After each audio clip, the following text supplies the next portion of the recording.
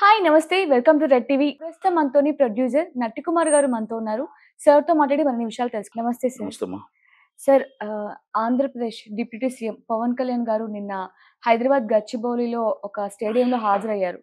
అందులో ఆయన తెలుగు భాష మన మాతృభాష అయితే, హిందీ మన పెద్దమ్మ లాంటిది అని కూడా కొన్ని కామెంట్స్ చేశారు. అయితే ఈ వీడియోని సోషల్ మీడియాలో చాలామంది నెటిజన్స్ కూడా కామెంట్స్ చేస్తున్నారు. ట్రోల్ చేస్తున్నారు.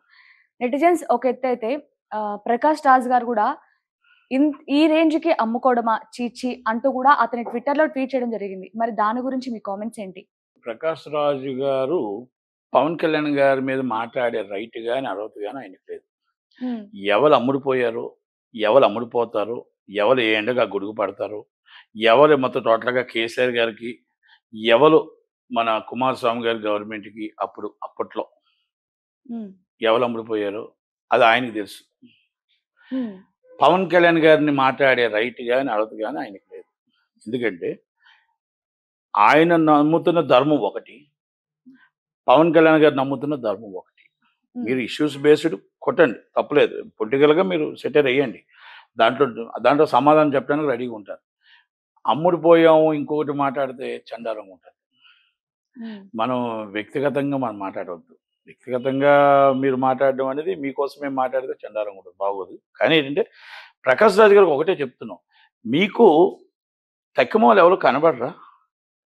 తక్కిమోలు ఎవ్వరు కనపడరు. ఆయనే పవన్ కళ్యాణ్ గారిని కనపడతారా? అంటే మీరు పవన్ కళ్యాణ్ గారినే టార్గెట్ చేస్తే బావుంటది అనుకుంటారా ఏంటి? నాకు అర్థం కాదు. పవన్ కళ్యాణ్ గారు మాట్లాడిన మాటలో నిన్న ఏముంది దాంట్లో? ఆయన ఒకటే అడిగాడు. మన మాతృభాష తెలుగు భాష ఎంత గొప్పదో, మన నేషనల్ లాంగ్వేజ్ హిందీ లాంగ్వేజ్ పెద్దమ్మ లాంటిది అన్నాడు. నేషనల్ లాంగ్వేజ్ పెట్టాలా? పెట్టొద్దా? అనేది ఏ రాష్ట్రాలు ఆ రాష్ట్రాలు చూసుకుంటాయి. నేషనల్ లాంగ్వేజ్ పెద్దమ్మ లాంటిది అనేది డిఫరెంట్. ఈ లాంగ్వేజే మీరు పెట్టుకోవాలి. మీరు తెలుగు భాష తీసేయండి అని ఎవరు చెప్పలా. మీరు కన్నడ భాష తీసేయండి అని ఎవరు చెప్పలే. తమిళ భాష తీసేయండి అని ఎవరు చెప్పలే. ఆయన అక్కడ ఏం చెప్పాడు? మాతృభాష మన ఎంత గొప్పదో పెద్దమ్మ లాంటిది హిందీ భాష నేషనల్ లాంగ్వేజ్ అన్నాడు. మన ఇంగ్లీష్ ఉంది. ప్రపంచంలో ఇంగ్లీష్ మాట్లాడకుండా ఎక్కడైనా ఉండగలమా? మాట్లాడలేం కదా. ఉండగలమా? లేము కదా. ఈరోజు ప్రపంచంలో మనం ఎక్కడున్నా ఇంగ్లీష్ భాష కావాలి. అలాగే మనం బొంబాయి వెళ్ళాలంటే హిందీ భాష కావాలి. మన నార్త్ ఇండియన్స్ ఎక్కడికి వెళ్ళినా హిందీ భాష కన్ఫర్మ్ పక్కా. హ్మ్. అలాగే మనం తమిళ్ నేర్చుకోకపోయినా అక్కడ ఇంగ్లీష్ అయినా మాట్లాడవచ్చు. కన్నడ నేర్చుకోకపోయినా ఇంగ్లీష్ మాట్లాడవచ్చు కదా. మరి మలయాళం నేర్చుకోకపోయినా అక్కడ ఇంగ్లీష్ మాట్లాడవచ్చు. అంటే అవును. ఇవన్నీ అందుకే అంటే నేషనల్ లాంగ్వేజ్ అన్నారు. ఓకే. దాంట్లోనే ఆయన మాట్లాడిన మాటల్లో, ఆయన చెప్పిన మాటల్లో బీజేపీకి వత్తాసు పలుకుతున్నాడు. బీజేపీతో ఉంటున్నాడు. నేను సెక్యులరిజం పార్టీ అని అనుకోవచ్చు ఆయన. హ్మ్. దాంట్లో తప్పేం లేదు. ఆయన మాట్లాడే మాట దానికి సమాధానం చెప్పాలి.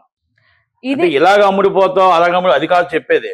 ఆయన ఏం చెప్పాలంటే, మేము కన్నడలో మా కన్నడ భాష ఫస్ట్, తర్వాత హిందీ భాష అని చెప్పండి.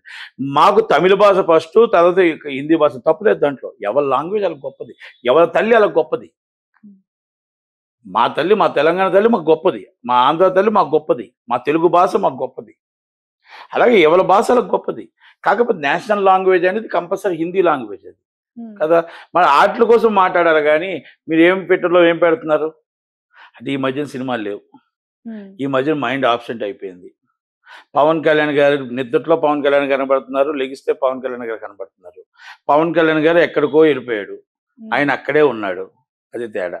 అంటే పవన్ కళ్యాణ్ గారు ఎదుటి వాళ్ళ కోసం ఆలోచించడు. ఆయన పందాలు వెళ్తున్నాడు. మీరు ఎదుటి వాళ్ళ కోసం ఆలోచించడానికే మీరు కిందకెళ్ళిపోతున్నారు. మాస్ వచ్చిన తర్వాత మీరు డౌన్‌ఫాల్ ఎందుకయ్యారు? మీరు హైప్ ఎందుకు రాలేదు? మాస్ వచ్చిన తర్వాత ఇప్పటికొచ్చి ఎలక్షన్ జరగలేదు. ఎలక్షన్ కోసం మాట్లాడారా? అపోజిషన్ అంతమంది ఓట్లేశారు కదా. వాళ్ళందరి కోసం యోగక్షేమాల కోసం మాట్లాడారా? ఆళ్ళ కష్టాల కోసం మాస్ కోసం మాట్లాడారా? మళ్ళా ఎలక్షన్ వచ్చేటప్పుడు కరెక్ట్‌గా ఊడిపడతాడేమో ఎక్కడి నుంచో. హ్మ్. అది కాదు. మనకి నమ్మి మనకు ఓటేసినప్పుడు, మనకు నమ్మి మన మా అసోసియేషన్‌లో మన అందరూ కలిపి మన బ్యాచ్ అంతా నించున్నప్పుడు, వాళ్ళకి అండదండలుగా ఉండాలి. ఆళ్ళకి అండదండలుగా మీరెక్కడున్నారు? ఎలక్షన్ అయిపోయి 2 సంవత్సరాలు దాటిపోయి 4 సంవత్సరం, 3 సంవత్సరం వచ్చేస్తుంది. వస్తున్నప్పుడు ఎలక్షన్ ఎందుకు నడపలేదు అని అడిగారా? ప్రశ్నించారా? మాట్లాడారా? ఆ ఎలక్షన్‌లో మరి ఆళ్ళు ఏమైనా అన్యాయం జరిగితే మరి ఆళ్ళని ప్రశ్నించారా? న్యాయం జరుగుతుందా? మంచి చేస్తున్నారా? విష్ణు గారు మంచి చేస్తున్నారు. శోభారాజు గారు మంచి చేస్తున్నారని చెప్పారా? చెడు చేస్తున్నారని చెప్పారా?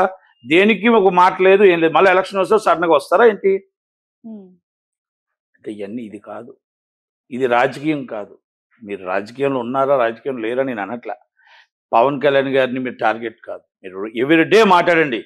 పవన్ కళ్యాణ్ గారు ఏమైనా మాట్లాడితే దానికి మీరు సపోర్ట్ ఉంటే సపోర్ట్ చేయండి, యాంటీ ఉంటే యాంటీ చేయండి.